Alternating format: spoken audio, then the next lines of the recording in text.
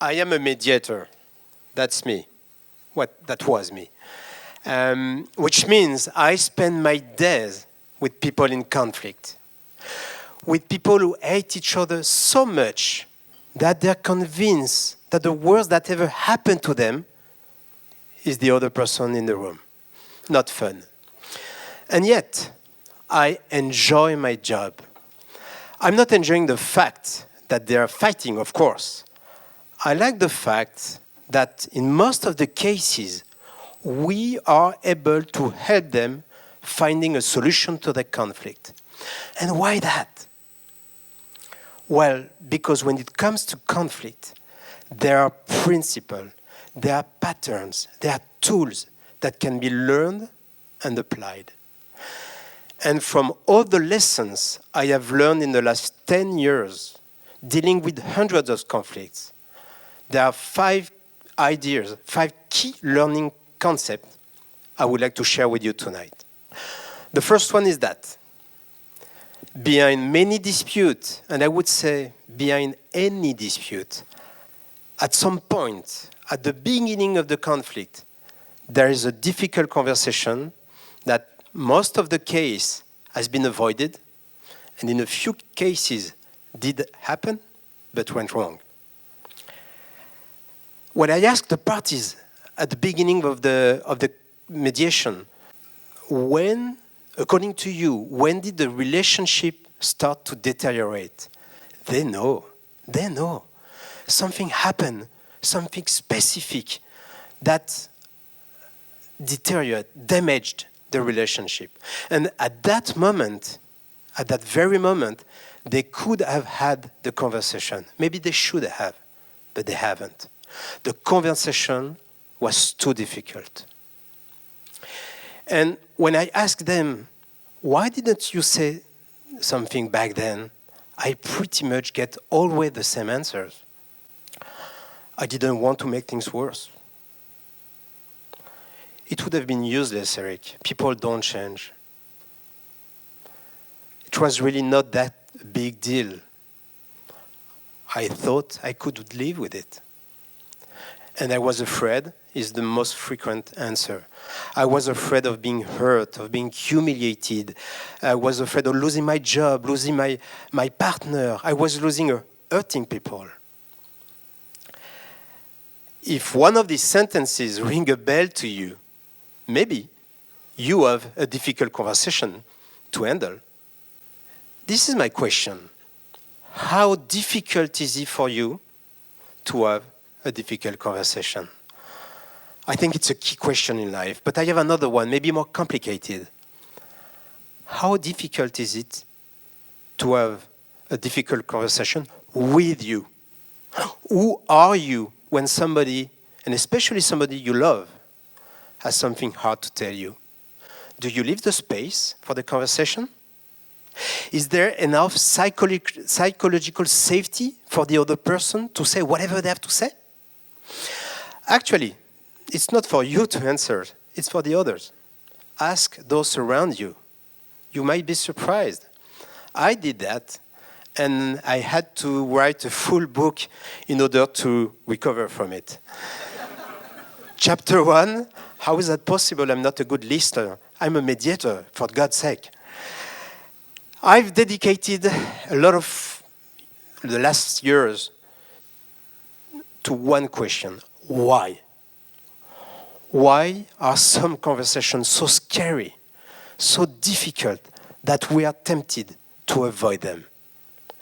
And according to me, and that's my second insight, some conversations require a great deal of courage because they trigger 2 of our most basic human fears: the fear of rejection and the fear of scarcity. Let me explain.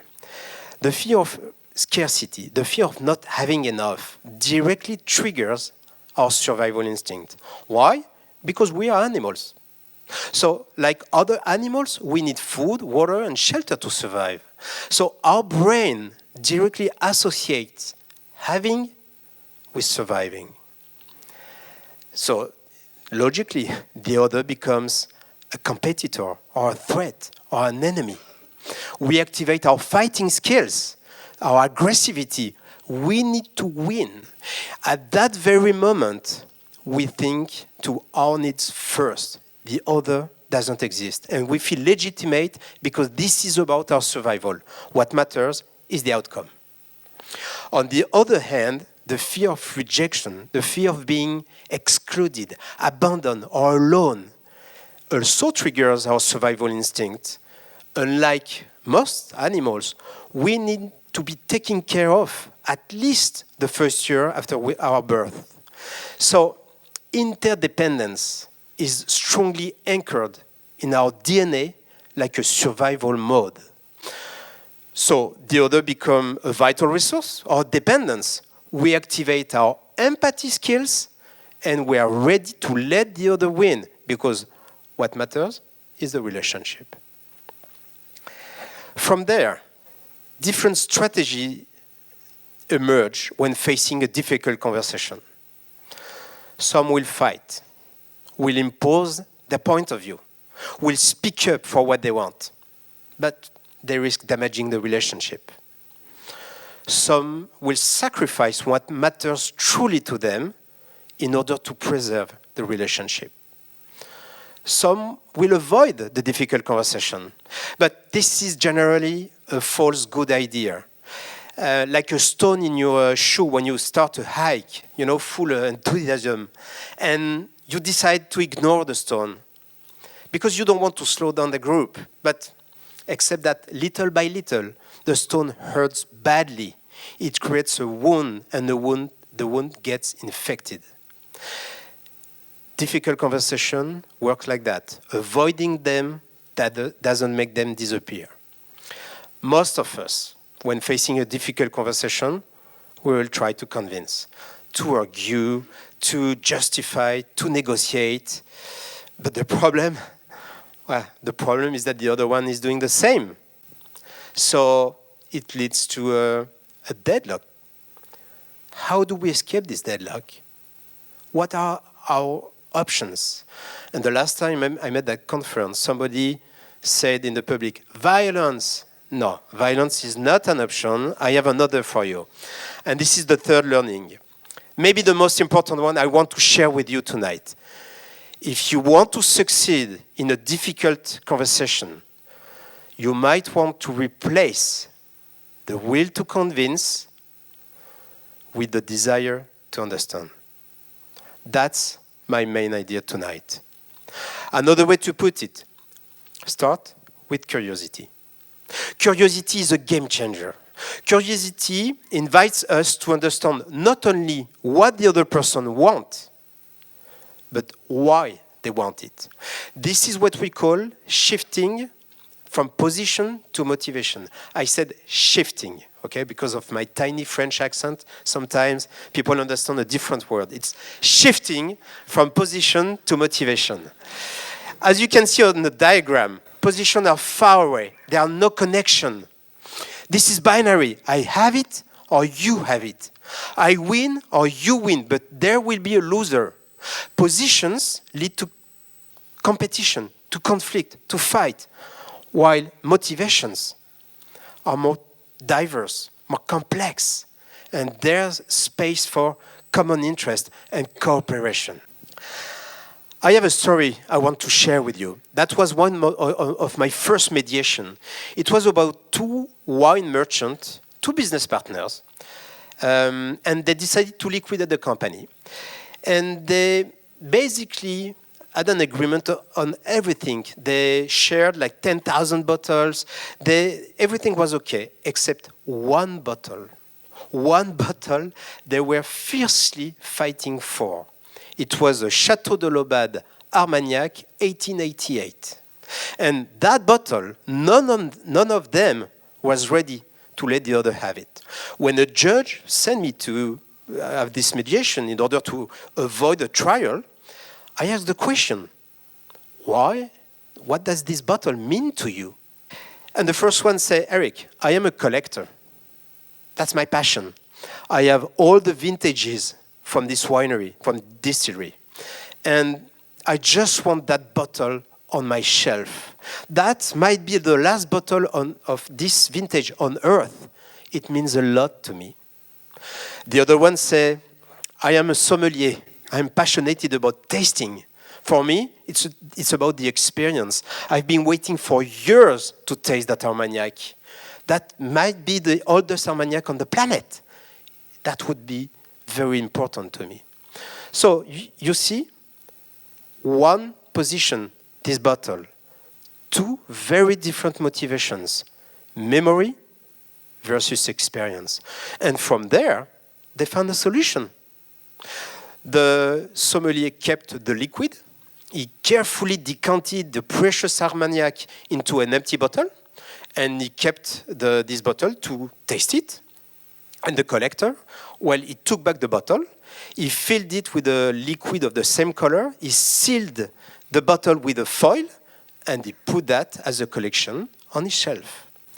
Bottom line, there is often one binary way to satisfy a position, while there is an infinite range of possibility to satisfy motivation. This is my day-to-day job. The last time I made a conference like that, somebody, a woman in the first row said, "Oh, Eric, but I can't do that. I hate her." She was talking about her mother-in-law. And she said, there is no way I try to understand her. She's so mean to me. You know what? She was right. When emotions take over, it's complicated. So, that brilliant idea of understanding instead of convincing it's very interesting, but it's not as simple as that in the real life. Why? Because sometimes emotion get into the way. This is my fourth insight. Difficult conversations are never just one conversation. There are three conversations at the same time. And I borrow that formula to Rick Maurer, the author of Beyond the Wall of Resistance, because I think it's a perfect summary of what I want to transmit today. There is I don't get it conversation, the I don't like it, and I don't like you. Yeah. I don't get it means it's a rational conversation about facts and circumstances. The questions behind are, who is telling the truth? So who is lying? There's a question about the intention. You've done that, and I know you did it on purpose. Or question about guilt. There's a problem. We are looking for somebody to blame and maybe to punish. So as you can understand, this conversation is very sensible. The second conversation is, I don't like it. It's an emotional conversation. It's about feelings. And generally, it's identity-based. The question behind is, what does this conversation say about me? And during the mediation, I saw this conversation when somebody say, for example, over my dead body, or me alive, I will never accept that. That's an identity-based conversation. The third one is, I don't like you. Here, the problem is not what is being said, but who is saying it. The question behind is, what does this conversation say about us, about the relationship? For example, sentences like, after all what I've done for you, you're treating me like that. That's a relational conversation. That was a bad news, right? I mean, the brilliant idea of start with curiosity, well, I found it brilliant, but it's not that brilliant after all because emotion got into the way. But there is a good news, and this is my last insight. Curiosity is a mental muscle, so you can train it and you can practice. I tried to summarize for tonight all the conditions I observed that help keeping the curiosity in a difficult conversation. And they happen to make the word hope. H for humility. Assume you don't know nothing. Why? Because certainty is the enemy of curiosity. And any conflict I've seen, all the conflict I've seen start with one person saying, I'm right, and you're wrong, you're lying, this is not true, I cannot accept what you're saying. Here, my suggestion is switch from I'm right, you're wrong, to I have my reason to believe that, and you have your reason to believe that. It's a big difference. Or listen to Ygritte from Game of Thrones when she says to Jon Snow, you know nothing, Jon Snow. She's right. Or for otherness. That's very important. Respect the fact that you have no clue of what's happening in the head of the person in front of you. Intentions are invisible. But the problem is that intentions are what start wars. Wars start when you think that the intention of the other one is malicious, is evil. But the problem is that they're invisible. So make assumptions. The P for psychological safety. Nobody is curious when they're in survival mode. The image that comes into my mind is somebody who's running in the jungle trying to escape a lion. Do you think that that person is curious about the lion, saying, what's his motivation and what's his position? No. You just try to save your life. So safety is a key. It's a key point in a difficult conversation. Make whatever you can to create safety for you and for the other one. And one of the way to do that, avoid judgment. Judgment is the poison, the worst poison of any relationship. And E for empathy.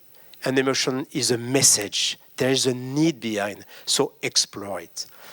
Last question, is it really worth the effort? I believe that yes, because when difficult conversations work, they change the way we interact with the other. But there's another benefit. They can change the way we interact with the planet. I believe we, the human race, have to change. And if you want to ignite change, start with curiosity. Thank you.